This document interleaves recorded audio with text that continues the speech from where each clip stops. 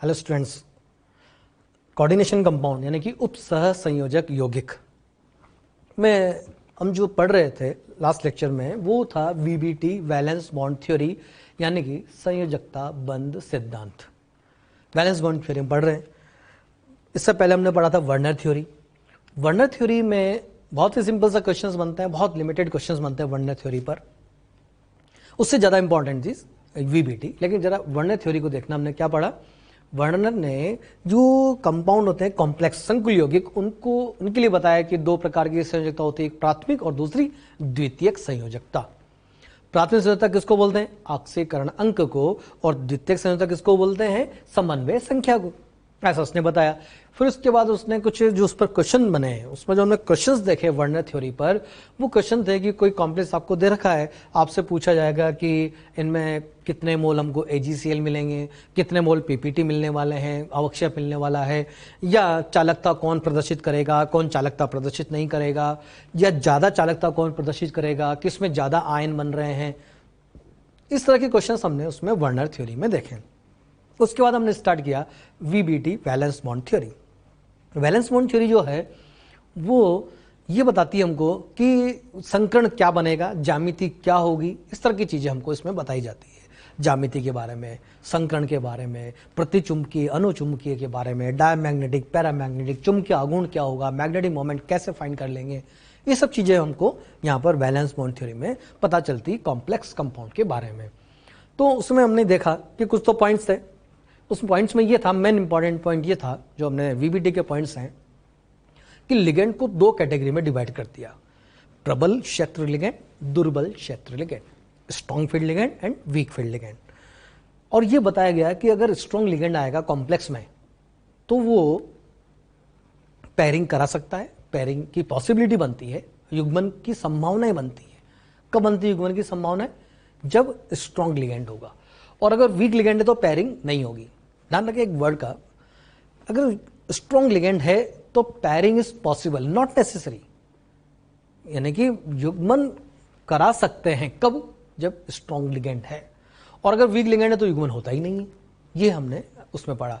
फिर हमने उनकी कैटेगरी को देखा कि वो एग्जांपल्स देखे कि कौन से स्ट्रॉन्ग लिगेंड है और कौन से वीक लिगेंड है, और उसको हमने वाइडली इस तरह से क्लासिफाई किया, एक सामान्य रूप से, कि कार्बन और नाइट्रोजन डोनर जिसमें है, दाता परमाणु कार्बन हो या नाइट्रोजन हो, तो वो लिगेंड स्ट्रॉन्ग लिगेंड की कैटेगरी में आ रहे थे। और जिसमें ऑक्सीजन या हैलाइड या सल्फर डोनर आ जाए तो वो वीक लिगेंड की कैटेगरी में आ रहे हैं, दुर्बल क्षेत्र लिगेंड की कैटेगरी में आ रहे हैं, और वो पैरिंग नहीं कराएंगे। और जो स्ट्रॉन्ग लिगेंड है वो पैरिंग करा सकते हैं या पैरिंग कराते हैं, और हमने उस पर कुछ एग्जाम्पल्स भी देखे थे। ठीक है ना? उसी तरह से उस एग्जाम्पल में हमने क्या किया या कैसे किया था, उन एग्जाम्पल्स को जरा उनकी स्टेप्स सुनाएं।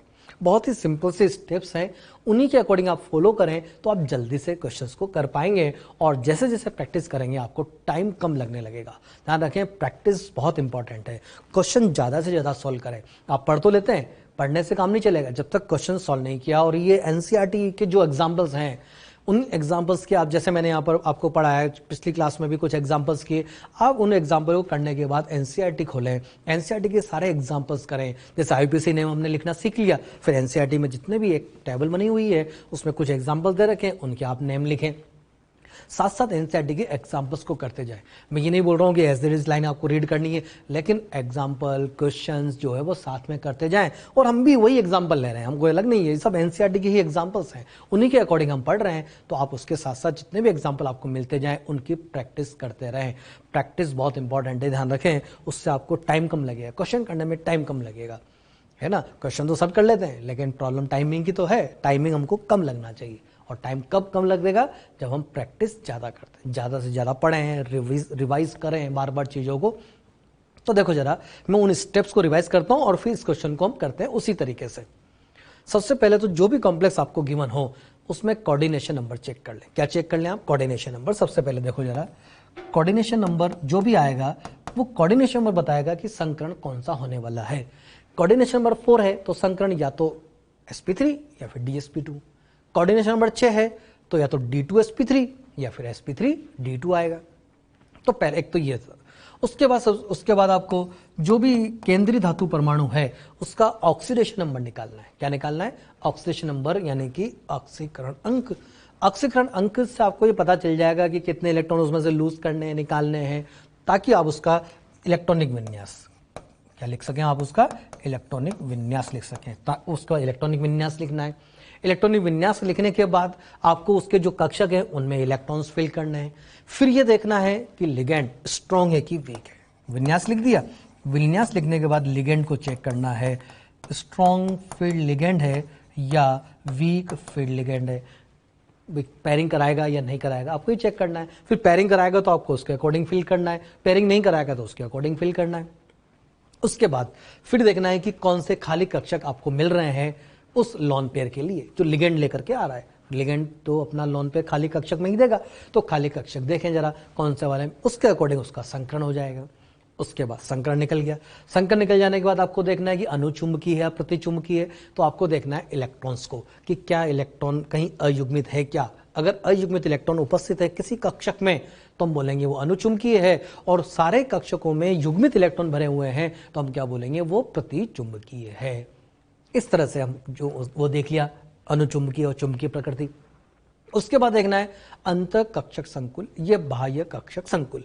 इसके लिए मैंने बताया कि जो आप संकरण निकालते हैं उस संकरण को चेक करें। संकरण अगर DsP2 है, DsP3 है या sp3d है, सॉरी D2sp3 है, यानी कि D पहले आना चाहिए, तो इनको बोला जाता है अंतः कक्षक संकुल। और अगर D बाद में आता है, जैसे इस तरह का एग्जाम, इस तरह के आपके पास बन रहे हैं sp3d, ये संकरण बना, या बना आपके पास sp3d2, तो हम बोलेंगे ये बाह्य कक्षक संकुल है। यानी कि जिसमें भी D बाद वाला यूज हो रहा है बाह्य कक्षक संकुल, जिसमें D पहले वाला यूज हो रहा है अंतः कक्षक संकुल होगा। इस तरह से हम चेक करेंगे। उसके बाद लिगेंड के आने, लिगेंड की वजह से अगर पेयरिंग हो जाए तो हम बोलेंगे निम्न चक्रण संकुल, और पेयरिंग नहीं हो तो हम बोलेंगे उच्च चक्रण संकुल। तो यहाँ तक हमने पढ़ा था उसके अंदर, और उसी में जरा एक एग्जाम्पल हम अभी करते हैं। नेक्स्ट 5th नंबर का एग्जाम्पल दिया है PtCl4 और चार्ज उस पर -2। जरा एक बात बताएं मुझे, इस कंपाउंड में जो लिगेंड है क्लोराइड, ये स्ट्रॉन्ग लिगेंड है या वीक लिगेंड है? ये स्ट्रॉन्ग लिगेंड है। क्यों स्ट्रॉन्ग हो गया ये, जबकि इससे पहले वाले एग्जाम्पल में हमने जो क्लोराइड लिया था वहां तो वीक बोला था क्लोराइड को, कि क्लोराइड जो है वो वीक है। यहाँ स्ट्रॉन्ग क्यों बोल रहे हैं? क्योंकि यहाँ पर जो क्लोराइड है उसके साथ जो मेटल है वो मेटल 5D सीरीज का है। हमने स्पेशल पॉइंट में लिखा कि सभी लिगेंड स्ट्रॉन्ग ही होते हैं, कोई वीक होता ही नहीं है, सारे लिगेंड स्ट्रॉन्ग। कब? जब 4D सीरीज का मेटल हो या फिर 5D सीरीज का मेटल हो। और ये 5D सीरीज का मेटल निकल, पैलेडियम, प्लेटिनम, निकल 3D में, पैलेडियम 4D में, प्लेटिनम 5D में। ये 5D सीरीज का मेटल है, इसलिए यहाँ पर सारे लिगेंड स्ट्रॉन्ग होंगे। तो आपको कुछ देखना ही नहीं है कि लिगेंड कैसा है, सब स्ट्रॉन्ग है। चलिए, तो प्रबल क्षेत्र लिगेंड क्यों है? क्योंकि 5D सीरीज मेटल। अब उसके बाद हम आते हैं, ये तो आंसर लिखा हुआ है, आप इसका खुद को बनाएं, सब सेम वही है, सारी स्टेप वही है। देखो जरा, अब हम इसको स्टार्ट करते हैं। सबसे पहले आपने क्या किया, कोऑर्डिनेशन नंबर चेक किया। कोऑर्डिनेशन नंबर आपने देखा कि 4 है। कोऑर्डिनेशन नंबर अगर 4 है तो फिर इसका जो संकरण है वो DsP2 भी हो सकता है और sp3 भी हो सकता है। स्टेप बाय स्टेप वापस से वही, इन दोनों में से कोई एक संकरण होगा। चलिए, जो भी आएगा अभी आ जाएगा अपने आप।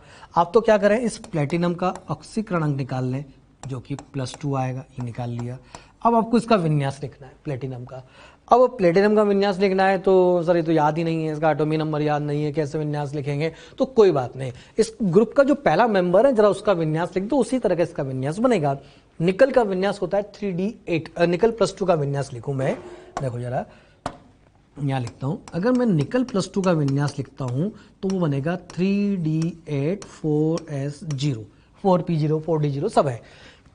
तो पैलेडियम का लिख दो जरा, पैलेडियम +2 4D8, बाकी से सॉरी 4 3 4 5, और उसके बाद प्लेटिनम +2, प्लेटिनम +2 का लिखा 3D 4D तो ये 5D 5D8, ये 4 5 तो 6S0 6P0 6D0 सब आगे आ जाएगा।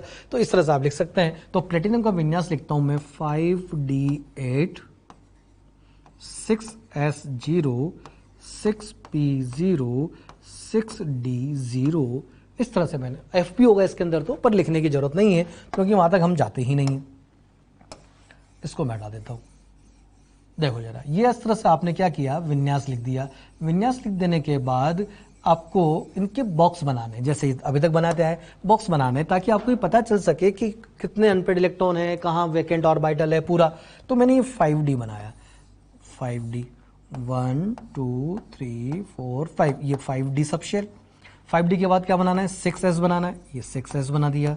6S के बाद बनाना है 6P, P में हम जानते हैं 3 ऑर्बिटल होते हैं, ये 6P बना दिए। आगे DB है, इसके पास जरूरत नहीं बनाने की, तो आगे 6DB अवेलेबल है जो कि खाली है। अब उसके बाद आपको क्या करना है, इसमें इलेक्ट्रॉन फिल करने, 8 इलेक्ट्रॉन इस 5D में 8 इलेक्ट्रॉन फिल करने। अब इलेक्ट्रॉन फिल करें उससे पहले क्या देते हैं, लिगेंड, और लिगेंड आप जानते हैं यहाँ तो स्ट्रॉन्ग है, तो स्ट्रॉन्ग लिगेंड के अकॉर्डिंग फिल करें। स्ट्रॉन्ग लिगेंड के अकॉर्डिंग मतलब पेयरिंग कराते हुए, तो 1 2 3 4 5 6 7 8 ने 8 इलेक्ट्रॉन फिल कर दिए। 8 इलेक्ट्रॉन फिल कर देने के बाद आपने देखा कि ये डी खाली मिल गया हमको, तो एक तो ये डी वैकेंट हो गया, एक ये एस वैकेंट है और पी वैकेंट है। अगर डी वैकेंट मिल गया हमको तो संकरण कौन सा हो गया, DsP2। इस तरह से इसका संकरण क्या आएगा, DsP2 संकरण आएगा। DsP2 है तो ज्यामिति क्या बनेगी, वर्गाकार समतलीय ज्यामिति बनेगी। अब इसके बाद डी अंदर वाला यूज हुआ है, देखो जरा 2 डी यहाँ पर, ये 5D और एक 6D, ये अंदर वाला डी है, ये बाहर वाला डी है। अगर अंदर वाला डी यूज हुआ है तो हम क्या बोलेंगे, अंतः कक्षक संकुल। तो इसमें 5D यूज हुआ है, इसलिए क्या बोला, अंतः कक्षक संकुल। उसके बाद लिगेंड की वजह से पेयरिंग हो गई। अगर मान लीजिए पेयरिंग नहीं होती तो आपको इसमें अनपेड इलेक्ट्रॉन मिलता है, तो इसमें लिगेंड ने पेयरिंग करा दी, तो पेयरिंग कराते हम क्या बोलेंगे, निम्न चक्रण संकुल। उसके बाद आपको देखना है कि डायामैग्नेटिक या पैरामैग्नेटिक, तो आपने देखा ये तो सारे के सारे पेयर्ड हैं, ये भी पेयर्ड इलेक्ट्रॉन पेयर युग्म के रूप में, और जो लॉन पेयर आएंगे क्लोराइड से, इनमें जो लॉन पेयर आएंगे वो भी पेयर की फॉर्म में आएंगे। ये लॉन पेयर दे रहा है क्लोराइड, तो सारे के सारे पेयर हैं, तो क्या बन जाएगा, ये डायामैग्नेटिक यानी कि प्रतिचुंबकीय। इस तरह से आपको इक्वेशन को करना था। तो ये हो गया NiCl4 sorry PtCl4 -2। Next example देखें, COH2O6+3, बिल्कुल सेम एग्जांपल, लेकिन सारी चीजें आपको याद होनी चाहिए। वही काम है, प्रैक्टिस जितनी करेंगे ना आपको कई सारी बातें याद रहेंगी, उन चीजों को भूल नहीं जाए। जैसे मुझे बताना जरा, बड़ा सिंपल सा क्वेश्चन में पूछूं कि इस कॉम्प्लेक्स में जो लिगेंड है वो स्ट्रॉन्ग है या वीक है। यहाँ पर वाटर है और आपने अभी पढ़ा कि जो ऑक्सीजन डोनर होते हैं वो वीक होते हैं। वाटर तो वीक की कैटेगरी में आता है, ऑक्सीलेट वीक की कैटेगरी में आता है, जबकि वीक नहीं है, ये स्ट्रॉन्ग लिगेंड है क्योंकि ये कोबाल्ट+3 के साथ है। बस यही बातें आपको याद रखनी है। कोबाल्ट+3 के साथ water SFL strong field ligand की तरह कार्य करता है। ये तो स्ट्रॉन्ग फील्ड लिगेंड है यहाँ पर क्योंकि कोबाल्ट+3 के साथ में है। अगर ये कोबाल्ट+3 के साथ नहीं होता, मतलब वाटर जनरली होता क्या है, वीक लिगेंड की कैटेगरी में आता है, दुर्बल क्षेत्र लिगेंड, जबकि यहाँ पर क्या है, ये प्रबल क्षेत्र लिगेंड की कैटेगरी में आएगा। चलिए अब इसका वही सेम स्टेप है, आप बनाएं, खुद अपने आप बनाएं क्वेश्चन को। आपको वही संकरण निकालना है, इसमें प्रतिचुंबकीय अनुचुंबकीय बताना है, वो सब चीजें यहाँ पर लिखा हुआ है। देखो जरा, सबसे पहले मैं क्या करता हूँ, कोबाल्ट का ऑक्सीडेशन नंबर निकाल लिया, कोबाल्ट+3। कोबाल्ट+3 का कॉन्फ़िगरेशन लिखना है। अब कोबाल्ट का याद होना चाहिए, कोबाल्ट होता है D7S2, D7S2 यानी कि 3D7 4S2, ये तो होता है कोबाल्ट। लेकिन आपको लाना है +3 में, और +3 में लाना मतलब 3 इलेक्ट्रॉन निकालने हैं, तो 3 में से 2 तो यहाँ से निकलेंगे। पहले देखो जरा, 3 में से 2 इलेक्ट्रॉन तो यहाँ से निकलेंगे और एक यहाँ से निकलेगा, और जैसे एक यहाँ से निकलेगा ये 3D6 हो जाएगा, तो ये हो गया आपका 3D6 और 4S0। ये कॉन्फ़िगरेशन बनता है, ये विन्यास बनता है कोबाल्ट+3 का। आगे 4P0 है, 4P0, 4D0 है, 4F0 है, सब आपके पास प्रेजेंट है। अब आपने क्या किया, कोबाल्ट+3 है, 3D6 है, और इसमें आपने वो बनाया, देखो जरा 1 2 3 4, ये बना दिया आपने 3D के कक्षक। उसके बाद 4S बनाना है, ये 4S बना दिया। 4S के बाद 4P बनाना है, और P में 3 कक्षक होते हैं, ये 4P बना दिया। आगे 4DB है, ठीक है ना, बनाने की जरूरत नहीं है। अब उसको इसमें इलेक्ट्रॉन फिल करना है, और इलेक्ट्रॉन फिल करने के लिए आपको ये देखना है कि लिगेंड स्ट्रॉन्ग है कि वीक है, और आपने देखा कि लिगेंड तो स्ट्रॉन्ग है। स्ट्रॉन्ग है तो 1 2 3 4 5 6 इलेक्ट्रॉन थे इसमें, तो 6 आपने इस तरह से फिल कर दिए। ये हो गया। ये फिल करने के बाद जरा ये देखें आप कि डी कितने कहाँ वैकेंट मिल रहे हैं, 3D में वैकेंट है या 4D में वैकेंट आपको कहाँ मिल रहा है। अगर आपको यहीं पर वैकेंट मिल गया तो संकरण आपका हो जाएगा D2sp3। क्या हो जाएगा आपको, D2sp3। ये संकरण हो गया, युग्मन हो गया, युग्मन हो जाने से 2 डी खाली मिले, तो 2 डी खाली मिलते D2sp3 संकरण हुआ, D2sp3 तो वर्गाकार द्विपिरामिडीय, ज्यामिति क्या बन जाएगी, वर्गाकार द्विपिरामिडीय, या इसी को अष्टफलकीय कहा जाता है। और अंतःकक्षक संकुल क्यों बोल रहे हैं, क्योंकि डी अंदर वाला डी यूज हुआ, अंतःकक्षक संकुल। निम्न चक्रण संकुल क्यों बोला जा रहा है, क्योंकि युग्मन हुआ है। अगर मान लीजिए ये लिगेंड स्ट्रॉन्ग नहीं होता, ये वीक लिगेंड होता, अगर ये वीक होता तो 6 इलेक्ट्रॉन आप ऐसे नहीं फील कर सकते थे, फिर आपके पास यहाँ अयुग्मित इलेक्ट्रॉन भी आते, तो इसका मतलब उस समय बोलते हैं उच्च चक्रण संकुल। लेकिन यहाँ पर लिगेंड स्ट्रॉन्ग होने की वजह से युग्मन हुआ है, इसलिए क्या बोला, निम्न चक्रण संकुल। और कैसा है ये, प्रतिचुंबकीय, क्योंकि एक भी इलेक्ट्रॉन यहाँ पर अनपेयर्ड नहीं है, इसलिए प्रतिचुंबकीय संकुल है। इस तरह से आप इस क्वेश्चन को करें। नेक्स्ट एक और बात देखो जरा, नेक्स्ट क्वेश्चन है CrNH3 इसका जरा इसको बनाते हैं, किस तरह से बनेगा। सबसे पहले आपको क्या करना है, कोऑर्डिनेशन नंबर, और कोऑर्डिनेशन नंबर 6 है। कोऑर्डिनेशन नंबर 6 है तो संकरण आएगा या तो D2sp3 या फिर आएगा sp3D2। अब यहां जरा ढंग से सुनना, 1-2 बातें नहीं आएगी। कोऑर्डिनेशन नंबर लिख दिया पहले, कोऑर्डिनेशन नंबर लिखने के बाद आपको क्रोमियम का ऑक्सीकरण अंक निकालना है जो कि +3 में आ रहा है, क्रोमियम का ऑक्सीकरण अंक निकाल दिया।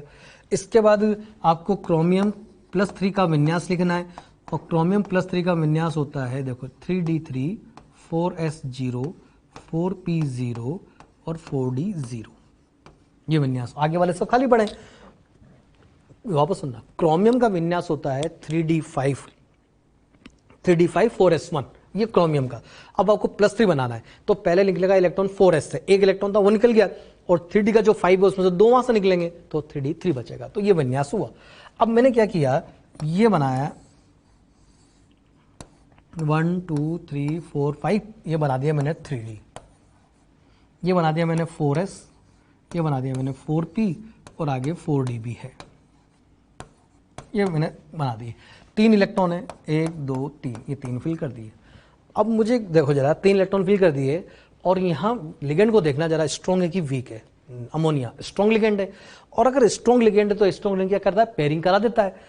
पेयरिंग कराने से क्या होता है, युग्मन हो जाता है। लेकिन यहाँ पर अमोनिया पेयरिंग कराए, उसके पेयरिंग कराए बिना भी आपको ये 2d खाली कक्षक मिल रहे हैं। देखो जरा वापस समझना क्या बोल रहा हूँ। आपके पास कोऑर्डिनेशन नंबर कितना है, यहाँ पर 6।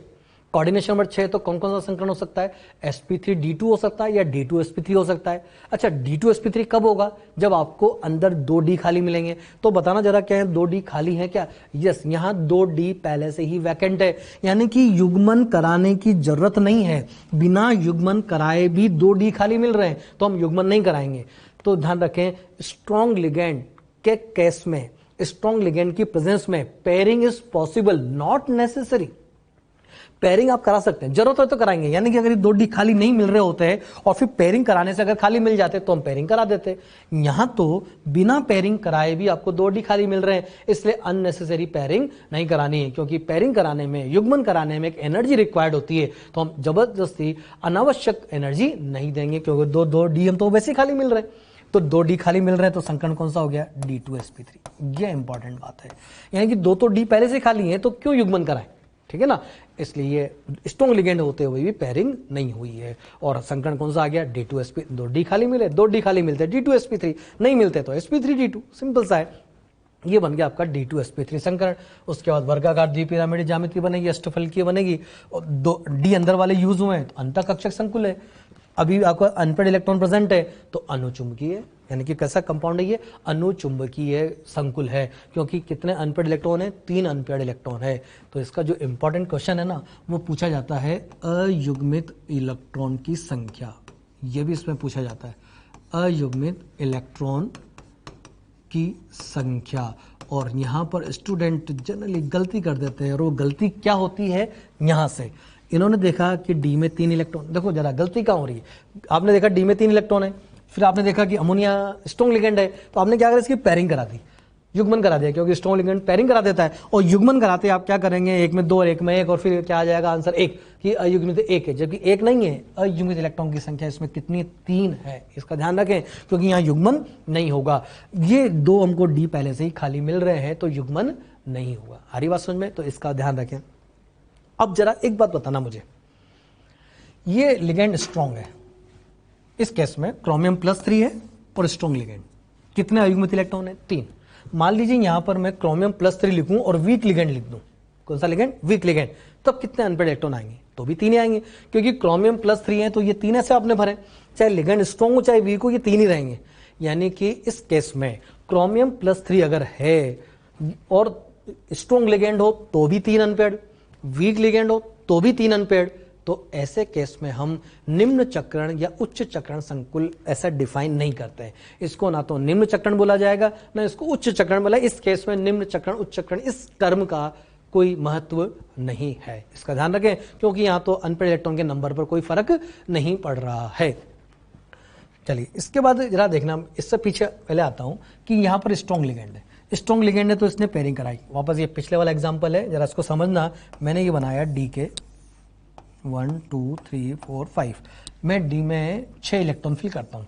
जैसे फिल करते हैं वैसे फिल करते हैं, 1 2 3 4 5 और 6, ठीक है ना। अब मैंने लिगेंड यहाँ मान लीजिए यहाँ पर लिगेंड होता वीक, दुर्बल। दुर्बल होता तो बताओ जरा क्या युग्मन होता? नहीं होता। नहीं होता तो कितने अनपेड आते? 4 अनपेड आते। अगर वीक होता WFL तो 4 अनपेड आते। अब मान लीजिए SFL आ गया, स्ट्रॉन्ग फील्ड लिगेंड, उसने क्या करा? पेयरिंग कराने लगा। अनपेड कितने हो गए? 0। यानी कि इस केस में लिगेंड की वजह से अयुग्मित इलेक्ट्रॉन की संख्या पर फर्क पड़ रहा है, तो हमने यहां पर उच्च चक्रण या निम्न चक्रण संकुल इस टर्म को यूज किया। लेकिन इसके बाद वाले केस में, इस केस में ये चाहे स्ट्रॉन्ग लिगेंड हो चाहे वीक लिगेंड हो, ये 3 के 3 ही रहेंगे। तो यहां निम्न चक्रण या उच्च चक्रण संकुल हम नहीं बोलेंगे। चलिए नेक्स्ट एग्जांपल है, ये भी एक इंपॉर्टेंट, इसमें भी एक वही बात आने वाली जो इससे पहले वाले एग्जांपल में थी। NiNH36+3। सबसे पहला काम है कोऑर्डिनेशन नंबर चेक करें। कोऑर्डिनेशन नंबर है 6। कोऑर्डिनेशन नंबर अगर 6 आ गया आपके पास तो संकरण या तो D2sp3 हो जाएगा या फिर sp3d2 हो जाएगा। इन दोनों में से कोई एक संकरण होगा। चलिए सब आपने क्या किया? निकल का ऑक्सीकरण अंक फाइंड किया, +2 आया। फिर आपने इसका विन्यास लिखा 3d8 4s0 4p0 4d0। ये आपने इसका विन्यास लिखा। विन्यास लिख देने के बाद आपने क्या किया? इसको ऐसे बॉक्स बनाए जैसे अभी तक करते आए। सबकी वही सेम स्टेप है, 1 2 3 4। ये 5 कक्षक बना दिया आपने 3D के।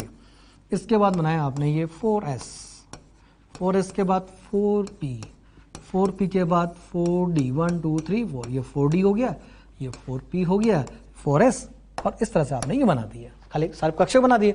अब इनमें इलेक्ट्रॉन फिल करनी। देखो जरा मैं 8 इलेक्ट्रॉन फिल करता हूँ 3D में। 1 2 3 4 5 6 7 8। ये 8 इलेक्ट्रॉन मैंने इसमें फिल कर दी। अब इसके बाद जैसे फिल करते वैसे करती। अब आपको देखना है लिगेंड की स्ट्रेंथ, लिगेंड स्ट्रॉन्ग है या वीक है। आपने देखा कि अमोनिया है, अमोनिया तो स्ट्रॉन्ग होता है और स्ट्रॉन्ग लिगेंड क्या करता है? पेयरिंग करा सकता है। आपने ये लिया, आपने क्या किया? इसकी पेयरिंग कराने की कोशिश की। देखना जरा, जैसे ही आप पेयरिंग कराएंगे, ये मैंने कर दिया, इसको हटा के मैंने इस इलेक्ट्रॉन को और यहां लिख दिया, पेयरिंग करा दी। बताओ जरा पेयरिंग कराने से इस 3D में कितने डी कक्षक आपको खाली मिले? 1 या 2? आपको केवल 1 ही खाली मिला, क्योंकि 8 इलेक्ट्रॉन है तो 1 ही कक्षक मिलेगा। 4 में तो वो आ गए, 1 खाली कक्षक। लेकिन 1 खाली कक्षक से आपका काम नहीं चलेगा, क्योंकि जो संकरण है, मैंने कहा संकरण फिक्स है। इन दोनों में से कोई या तो D2sp3 होगा या sp3d2 होगा। अपनी मर्जी से कोई संकरण नहीं कराना है। मतलब आपको यहां जरा समझना, युग्मन कराने से, क्या बोला मैंने? युग्मन कराने से आपको 2 डी खाली नहीं मिल रहे हैं। तो अगर 2 डी खाली नहीं मिल रहे हैं तो आप युग्मन नहीं कराएंगे। यहां पर युग्मन नहीं होता है और ये इलेक्ट्रॉन यहीं रहता है। ये बात है जरा। अगर युग्मन की वजह से, पेयरिंग की वजह से आपको 2 डी खाली मिल जाते तो हम करा दे जैसे पहले कराए। लेकिन यहां पर पेयरिंग से आपको 1 ही डी खाली मिल रहा है, जबकि आपको कम से कम कितने? 2 डी वैकेंट चाहिए थे। इसलिए यहां पर युग्मन नहीं कराएंगे। नहीं कराएंगे तो आगे वाले कक्षक आपके काम में आएंगे। तो कौन सा संकरण हो जाएगा? sp3d2। संकरण फिक्स है, या तो D2sp3। अब D2sp3 नहीं हो पाया तो कौन सा होगा? sp3d2 संकरण होगा। तो sp3d2 संकरण। उसके बाद बड़े इंपॉर्टेंट बात, क्या इसमें अयुग्मित इलेक्ट्रॉन है? क्या है? 2 अयुग्मित इलेक्ट्रॉन है, इसलिए पैरामैग्नेटिक यानी कि अनुचुंबकीय। इसलिए ये अनुचुंबकीय होता है, पैरामैग्नेटिक होता है। और आपसे अगर मैग्नेटिक मोमेंट निकालने के लिए कहा जाए तो आप निकाल सकते हैं ना, μ = n × n + 2, ये फॉर्मूला होता है। बस ये फॉर्मूला पुट करें, n की वैल्यू क्या होगी 2, मतलब अनपेड इलेक्ट्रॉन, यहाँ ध्यान रखना n की वैल्यू 2 है यहाँ पर, अनपेड इलेक्ट्रॉन, उसके अकॉर्डिंग आप चुंबकीय आघूर्ण ज्ञात कर सकते हैं। तो ये इंपॉर्टेंट बात थी कि यहाँ पर युग्मन नहीं कर, अननेसेसरी युग्मन नहीं कराना है भाई। युग्मन कराने से हमको 2 डी खाली मिलते हो तो युग्मन कराएंगे, और बिना युग्मन कराए अगर 2 डी खाली मिल रहे हैं, जो पहले वाला एग्जाम्पल, तो युग्मन नहीं कराना है। तो यहाँ पर पैरिंग नहीं होगी, और ये बनेगा आपका D2sp3 D2, और वर्गाकार द्विपिरामिडीय बाद वाले डी यूज हुए तो बाह्य कक्षक संकुल, वो सब कुछ वैसा ही है। चलिए नेक्स्ट, ये भी एक इंपॉर्टेंट एग्जाम्पल है, तो सिंपल सा एग्जाम्पल, लेकिन ब्राउन रिंग कॉम्प्लेक्स का हमने IUPAC ने MB लिखा था, ये आगे फिर आएगा जब हम एप्लीकेशंस पढ़ रहे होंगे अनुप्रयोग में, ये नाइट्रेट आयन और नाइट्रेट आयन का टेस्ट होता है, तो उसमें फिर आएगा। तो इसका जरा देखें, सिंपल सा ही है, कोई खास बात नहीं है। इसमें भी एक तो ये वाला क्वेश्चन इंपॉर्टेंट है, अयुग्मित इलेक्ट्रॉन की संख्या पूछी जाती है, जो कि कितनी यहाँ पर 3 है। ब्राउन रिंग कॉम्प्लेक्स भी कहा जाता है। सबसे पहले तो आप इसका Fe का ऑक्सीकरण अंक निकालेंगे, जो कि +1 स्टेट में आएगा, ध्यान रखना, क्योंकि NO यहाँ +1 में है। तो आपने क्या किया, पहले तो कोऑर्डिनेशन नंबर 5 यहाँ पर है, और एक इलेक्ट्रॉन, एक लोन पेयर यहाँ से मिलेगा, यानी कि ब्राउन रिंग कॉम्प्लेक्स में जो कोऑर्डिनेशन नंबर है वो 6 होता है। कोऑर्डिनेशन नंबर अगर 6 आ गया तो वही संकरण sp3 D2 या फिर D2sp3, या तो D2sp3 या फिर sp3 D2, इन दोनों में से कोई एक संकरण होने वाला है, तो फिक्स है।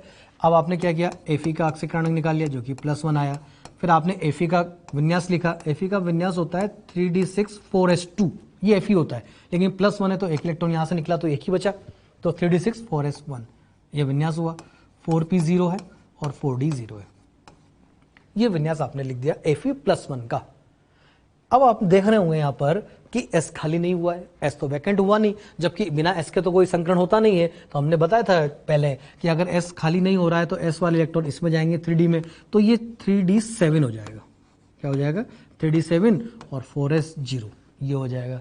तो बस अब ये आपके पास आ गया, आप 3D में 7 इलेक्ट्रॉन है, 4s में 0, बाकी तो पूरे वैकेंट है एज इट इज। आपने बनाया 3D, बस इतनी ही बात इंपॉर्टेंट थी इसके अंदर, ये 3D बना दिया। 3D बनाने के बाद आपको 7 इलेक्ट्रॉन फिल करने हैं, और आपने 7 इलेक्ट्रॉन फिल किए, लिगेंड वीक है ना, वाटर वीक लिगेंड होता है, तो 1 2 3 4 5 6 और 7, 7 इलेक्ट्रॉन फिल किए। अब बताओ जरा, क्या 3D में कोई खाली बॉक्स मिल रहा है, क्या पूरा वैकेंट नहीं मिल रहा, नहीं मिल रहा, तो sp3 D2 हाइब्रिडाइजेशन। अगर यहाँ 2D खाली मिल जाते तो D2sp3, नहीं मिले तो sp3 D2। उसके बाद जो सबसे इंपॉर्टेंट क्वेश्चन था उसका ये था, वो अयुग्मित इलेक्ट्रॉन की संख्या आप देख रहे हैं 3 1 2 3, तो ये हो गया। बाकी तो आप जान ही रहे हैं, अनुचुंबकीय है, अष्टफल की ज्यामिति बनेगी, बाह्य कक्षक संकुल बनेगा। इस तरह से आप इस एग्जाम्पल को कर सकते हैं। ये अपने 9 एग्जाम्पल किए हैं, इनको बार बार प्रैक्टिस करें। स्पेशल केस में कुछ एग्जाम्पल्स हैं, देखो जरा इसमें क्या है, नई चीज है थोड़ा सा। जैसे हमने एक लिखा कोबाल्ट NH3 6+2, एक कॉम्प्लेक्स है। इस कॉम्प्लेक्स में सबसे पहले तो वही कोऑर्डिनेशन नंबर 6 है, सब कुछ वैसा ही है जैसा अभी तक करते आए, लेकिन इसमें देखें जरा, कोबाल्ट जो है वो, कोबाल्ट इसमें +2 स्टेट में है। कोबाल्ट अगर +2 स्टेट में है तो कॉन्फ़िगरेशन बनेगा 3d7। क्या नई बात क्या है इसके अंदर, देखो जरा, 3d7 4s0 4p0 4d0, ये इसका विन्यास बनेगा कोबाल्ट +2 का। लिगेंड यहाँ पर स्ट्रॉन्ग है, स्ट्रॉन्ग फील्ड लिगेंड, ध्यान रखना, स्ट्रॉन्ग फील्ड लिगेंड के केस में ही हम बात कर रहे हैं। ये बनाया हमने 3D 1 2 3 4 एंड 5, ये तो हो गया 3D कक्षक। उसके बाद है आपका 4s, ये बना दिया आपने 4s, 4s के बाद बना दिया 4p, और 4p के बाद है ये 4d सबशेल्स 1 2 3 4, ये हो गया 4d। और उसके बाद आपको क्या करना है, इसमें इलेक्ट्रॉन फिल करना है। कोबाल्ट +2 है, D7 है, D7 में 1 2 3 4 5 6 और 7, ये 7 इलेक्ट्रॉन फिल कर दिए। 7 इलेक्ट्रॉन फिल करने थे 7। अब इसके बाद आप क्या देखते हैं, लिगेंड की स्ट्रेंथ। लिगेंड जरा देखें, स्ट्रॉन्ग है कि वीक है, स्ट्रॉन्ग लिगेंड है। अब स्ट्रॉन्ग लिगेंड तो आप पेयरिंग कराएं, 3 अनपेड इलेक्ट्रॉन अभी पेयरिंग कराएं। जैसे ही आप पेयरिंग कराते हैं, ये इलेक्ट्रॉन यहाँ शिफ्ट हो जाएगा। तो जैसे ही इलेक्ट्रॉन यहाँ शिफ्ट हुआ, देखो जरा, मैंने इसको पेयरिंग कराने की बात कर रहा हूँ, ये यहाँ से हटा दिया मैंने, और यहाँ से हटाने के बाद ये इलेक्ट्रॉन यहाँ पर आ गया, ये पेयरिंग हो गई, लेकिन फिर भी एक इलेक्ट्रॉन तो बचा। अब ये जो एक इलेक्ट्रॉन बचा हुआ है, जरा देखें, अगर ये इलेक्ट्रॉन यहाँ नहीं हो तो आपको ये 2D खाली मिलेंगे, यहाँ नहीं हो तो 2D खाली मिल जाएंगे। अब ये पेयरिंग तो कर नहीं सकता, क्योंकि पेयरिंग यहाँ तो ऑलरेडी सारे फील्ड हैं, तो फिर ऐसे केस में ध्यान रखना, केस का क्या बोला मैंने, कोबाल्ट +2 और साथ में स्ट्रॉन्ग लिगेंड हो तो ये इलेक्ट्रॉन यहां से शिफ्ट होता है आगे वाले वैकेंट ऑर्बिटल, शिफ्टिंग होगी इलेक्ट्रॉन की, आगे वाले खाली कक्षक में जाएगा। अब आगे कहां जाएगा जरा देखना, इसको मैं यहां से हटा देता हूं, इसको मैं आगे लेके जाऊंगा, आगे कहीं इसको लेके जाना है, यहां से हटा दिया। अब अगर ये चला गया यहां से तो ये 2D खाली हो जाएंगे, और जैसे 2D खाली हुए संकरण क्या हो जाएगा, D2sp3। ये स्पेशल केस एक बनता है, एक इलेक्ट्रॉन की तो पैरिंग हुई और एक आगे गया। अब आगे कहां गया ये भी इंपॉर्टेंट है कि क्वेश्चन पूछा जाता है कि वो इलेक्ट्रॉन कहां है, तो D2sp3 संकरण हो गया, यानी कि ये वाला कक्षक 2D, एक S और 3P तो यूज हुए अमोनिया ने जो लॉन पेयर दी, लिगेंड ने जो लॉन पेयर दी, तो वो इलेक्ट्रॉन कहाँ होगा, इसके बाद वाले, यानी कि वो इलेक्ट्रॉन यहाँ पर है। तो जो इलेक्ट्रॉन यहाँ उपस्थित था, आपका जो इलेक्ट्रॉन यहाँ था, वो इलेक्ट्रॉन आगे वाले वैकेंट ऑर्बिटल में यानी कि 4D सबशेल में जाकर के शिफ्ट हुआ है। इस तरह से इलेक्ट्रॉन की शिफ्टिंग हुई है। ये इलेक्ट्रॉन की शिफ्टिंग एक और कैसे बनेगी जरा देखो, नेक्स्ट है आपके पास कॉपर का केस। कॉपर है, अमोनिया है और साथ में चार्ज +2 है। इस केस में भी यहाँ पर शिफ्टिंग का केस बनता है। सबसे पहले वही कि कॉपर ऑक्सीडेशन नंबर निकाल लें +2, कॉपर +2, कॉपर का कॉन्फ़िगरेशन होता है D10S1 और +2 है तो 3D9 हो जाएगा। 3D9 के बाद ये 4S0 है, 4P0 है और 4D इसमें भी 0 है। इस तरह से ये बन गया। आपने क्या किया, 3D बनाया, ये 3D बना दिया, 1 2 3 4 5, ये 3D हो गया। फिर आपने 4S बना दिया, 4S के बाद ये 4P बना दिया और उसके बाद ये 4D सबशेल। ये आपने कॉपर के 4D सबशेल, कॉपर के जो है सबशेल्स बना दिए आपने। अब इसके बाद आपको कॉपर में 9 इलेक्ट्रॉन फिल करने, आपने इसमें 9 इलेक्ट्रॉन फिल किए, 1 2 3 4 5 6 7 8 एंड 9। अब यहाँ देखने जरा लिगेंड स्ट्रॉन्ग है कि वीक है, स्ट्रॉन्ग है। स्ट्रॉन्ग है तो क्या होता है, पेयरिंग होती है। अब पेयरिंग कैसे होगी, जगह तो है ही नहीं। तो इस केस में भी अब जरा सुनना, पहले तो मतलब बताओ कोऑर्डिनेशन नंबर कितना है यहाँ पर, 4। कोऑर्डिनेशन नंबर 4 है तो कौन कौन सा हाइब्रिडेशन पॉसिबल है, DsP2 या फिर sp3, इन दोनों में से कोई एक होगा। अगर ये D खाली मिल जाए तो DsP2 हो जाएगा, तो ये इलेक्ट्रॉन यहाँ ना होकर के आगे वाले वैकेंट ऑर्बिटल में होगा। ये ध्यान रखें, ये जो शिफ्टिंग आप कराते हैं एक तो स्ट्रॉन्ग लिगेंड की प्रेजेंस में ही होगी। ऐसा नहीं कि वीक लिगेंड कोई भी इलेक्ट्रॉन को शिफ्ट कर दिया। दूसरा, केवल एक ही इलेक्ट्रॉन जाएगा, ऐसा नहीं खाली करवाने के लिए आप ज्यादा इलेक्ट्रॉन भेज रहे हैं उधर आगे, नहीं, एक ही इलेक्ट्रॉन शिफ्ट होगा, वो भी स्ट्रॉन्ग लिगेंड के केस में।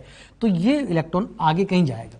अब आगे कौन से कक्षक में जाएगा, 4S में जाएगा, 4P में जाएगा, 4D में जाएगा, अभी अपने आप चल जाएगा। ये ध्यान रखना, वो भी क्वेश्चन है कि वो इलेक्ट्रॉन कहाँ है। उससे पहले जरा आप पहले इस इलेक्ट्रॉन को तो यहां से हटा दें क्योंकि आगे जाना है। ये जाने के बाद अब आपको संकरण जो चाहिए वो है DsP2। तो DsP2 का मतलब ये वाला D यूज होगा, ये वाला S यूज होगा। P में कितने यूज होंगे, 2, ये 2 P में यूज हुए, यानी कि ये तो हो गया आपका संकरण में भाग लेने वाले कक्षक, ठीक है ना। अब आगे इन संकरण के जो बाद जो बचा है उसमें चला जाएगा, तो आगे कौन सा बचा है, क्या कोई P खाली है क्या, अभी भी संकरण में चले जाने के बाद एक P खाली है, तो एक्चुअली वो जो इलेक्ट्रॉन यहाँ था वो P में है, यानी कि इस केस में जो आगे गया इलेक्ट्रॉन वो इलेक्ट्रॉन 4P में गया है, जबकि इसके पहले वाले केस में आप देखना कोबाल्ट वाले केस में वो किस में था, 4D में। ये भी अपने आप में एक क्वेश्चन बनता है। तो और उसके बाद संकरण क्या हो जाएगा, DsP2, ये D खाली मिल गया तो DsP2 हो गया, और बाकी सब कुछ वैसा ही है जैसा आप अभी तक देखते आए। तो ये 2 केस हमने यहाँ पर लिखे, एक कोबाल्ट +2 और एक कॉपर +2, और दोनों के साथ क्या है, स्ट्रॉन्ग लिगेंड। ध्यान रखना स्ट्रॉन्ग लिगेंड होना चाहिए। ये तो अमोनिया तो एग्जाम्पल है, साइनाइड हो जाए, आपको पता है कॉपर के साथ, कॉपर +2 के साथ वाटर भी स्ट्रॉन्ग होता है, तो वाटर भी आ सकता है। बस copper +2 strong ligand, cobalt +2 strong ligand, तो एक इलेक्ट्रॉन आगे शिफ्ट होगा।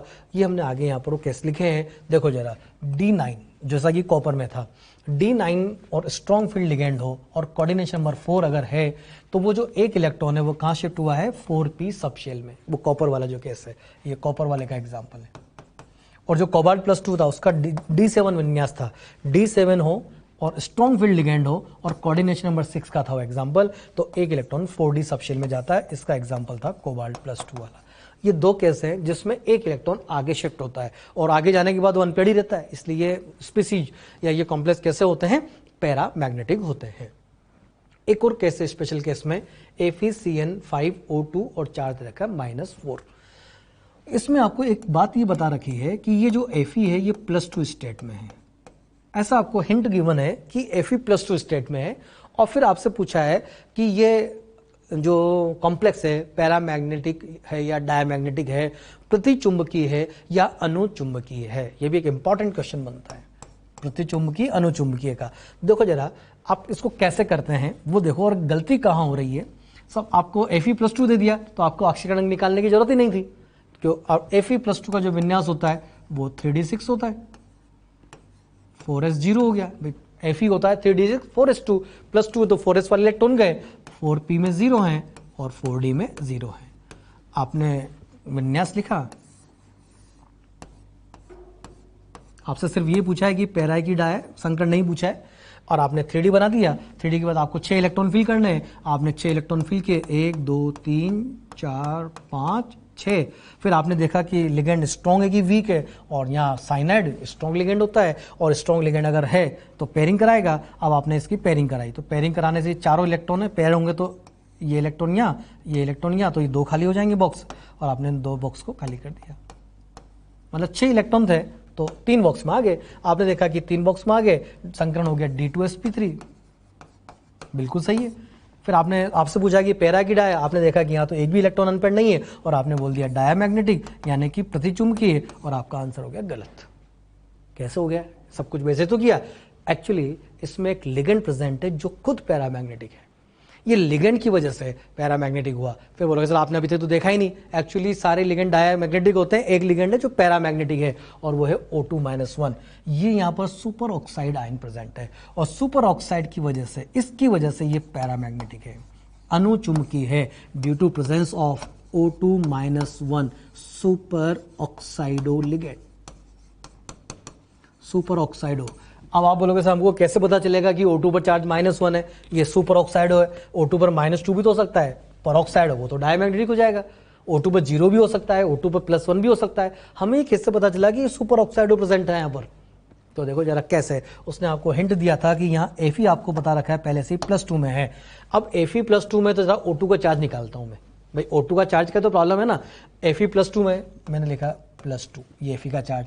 Cn का चार्ज आप जानते ही हैं कि -1 होता है, 5 साइनाइड है तो -5 हो गया। O2 का आपको पता करना है, आपने उसको लिख दिया +x, और इक्वल टू आपको दे रखा है -4, चार्ज दे रखा है -4, ये हो गया। और इससे आप x की वैल्यू निकालें, और जब x की वैल्यू यानी कि O2 का चार्ज आ जाएगा, और O2 का चार्ज होगा आपके पास, x इक्वल टू आ जाएगा -1, इस तरह से। तो आप x इक्वल टू अगर -1 आ गया तो इसका वाला ये O2 पर चार्ज कितना है, -1। इसका वाला ये सुपर ऑक्साइड आयन प्रेजेंट है, जिसकी वजह से ये पैरामैग्नेटिक कॉम्प्लेक्स जो है पूरा पैरामैग्नेटिक हुआ है।